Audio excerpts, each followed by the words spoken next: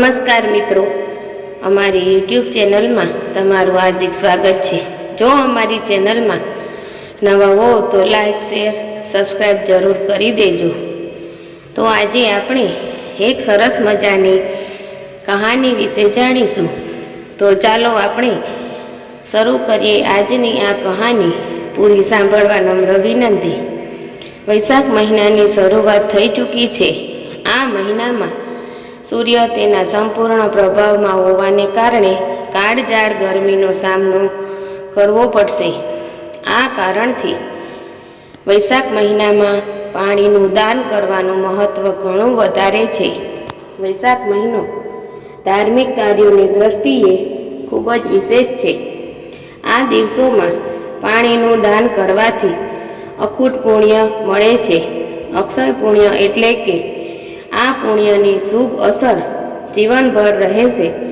શાસ્ત્રોમાં લખ્યું છે કે વિજ્ઞાનોમાં વેદ શ્રેષ્ઠ છે, મંત્રોમાં પ્રણવ શ્રેષ્ઠ છે, વૃક્ષોમાં કલ્પવૃક્ષ શ્રેષ્ઠ છે, ગાયોમાં કામધેનુ શ્રેષ્ઠ છે અને દેવતાઓમાં વિષ્ણુ શ્રેષ્ઠ છે, નદીઓમાં ગંગા શ્રેષ્ઠ છે અને ચક્ર શસ્ત્રોમાં શ્રેષ્ઠ છે, ધાતુઓમાં સોનું શ્રેષ્ઠ છે અને રત્નોમાં કૌસ્તુભ મણિ શ્રેષ્ઠ છે।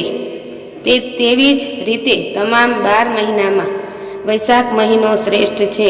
હવે જાણી લો વૈશાખ મહિનામાં કયા કામ કરવા જોઈએ।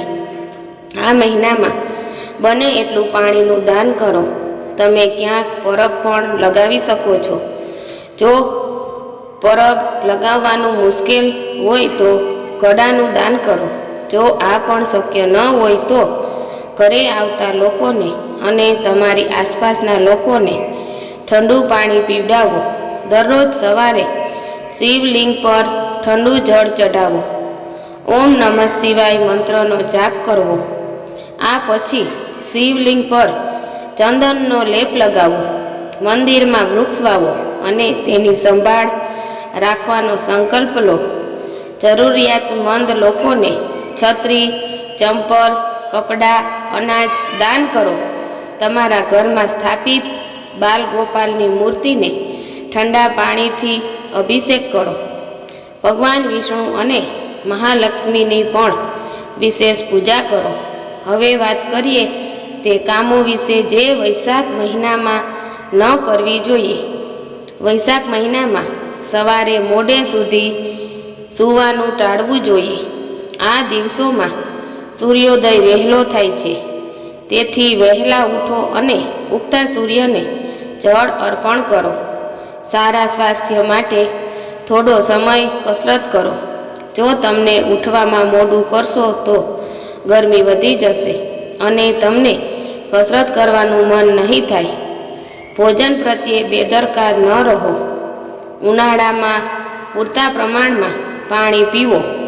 એવી વસ્તુઓ ખાઓ જે પચવામાં સરળ હોય અને ત્યાં સુધી તાજો ખોરાક જ ખાઓ।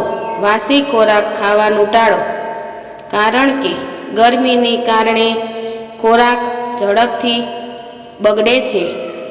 ઉનાળામાં તડકામાં વધુ ફરવાનું ટાળવું જોઈએ। જો તડકામાં જવું ખૂબ જ જરૂરી હોય તો તમે છત્રી સાથે લઈ શકો છો।